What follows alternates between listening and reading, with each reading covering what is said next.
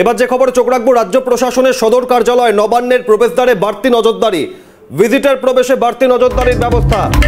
পীযূষ পান্ডের উপস্থিতিতে বৈঠক পুলিশের, প্রতি গেটে ফেস রিকগনিশন ক্যাম্প থাকবে।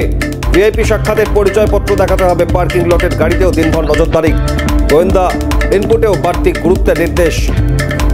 সংসদের ভেতরে ধোঁয়াকাণ্ডে যে ঘটনা দুদিন আগে ঘটলো, এবার রাজ্য প্রশাসনের সদর কার্যালয়ে বাড়তি নিরাপত্তার বিষয়ে গুরুত্ব।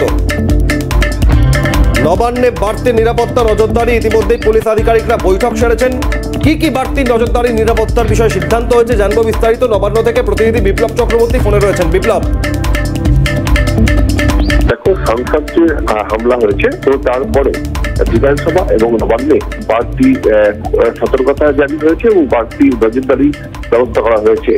বিশেষ করে নবান্নের যে প্রবেশদ্বারগুলো রয়েছে সেই প্রবেশদ্বারে ওয়েব ক্যামেরার মাধ্যমে নজরদারির ব্যবস্থা করা হয়েছে এবং যা ভিজিটররা যারা আসে তাদের ক্ষেত্রেও বাড়তি নজরদারি করতে বলা হয়েছে।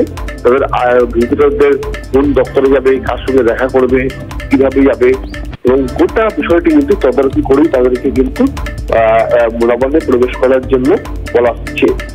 ভিজিটরকে ছাড়াও আরো একটি গুরুত্বপূর্ণ যে বিষয়, যে নবান্নের যে বিভিন্ন দপ্তরে প্রচুর মন্ত্রীরা থাকেন, মন্ত্রীরা যাওয়া আসা করেন, সচিবরা আমলারা যাওয়া আসা করেন এবং মন্ত্রী সচিব আমলাদের সঙ্গে যে যারা আসবে তাদের ক্ষেত্রেও কিন্তু নজরদারির ব্যবস্থা করা হয়েছে। মন্ত্রী সচিব ছাড়াও তাদের সঙ্গী যারা থাকবে তারা তাদের আই কার্ড বা তারা কারা কেন ঢুকছে, জন্য ঢুকছে, গোটা বিষয়টা কিন্তু খতিয়ে দেখবে এবং গোটা বিষয়টাকে নিয়ে তাদেরকে কড়া নজরদারির মধ্যেই আনা হচ্ছে।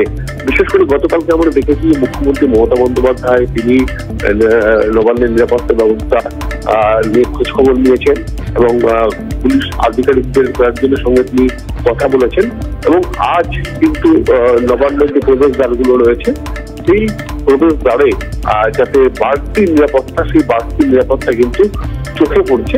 বিশেষ করে তোমাকে যেটা বললাম যে ভিজিটর যারা রয়েছে তাদের ক্ষেত্রে যেমন নজরদারি ব্যবস্থা করা হয়েছে এবং নবান্নের যারা কর্মী, সাংবাদিক থেকে শুরু করে নবান্নের সর্বস্তরের যে যারা যাওয়া আসা করে তাদের ক্ষেত্রেও কিন্তু একই রকম ভাবে বড় নজরদারির মধ্যে আনা হয়েছে।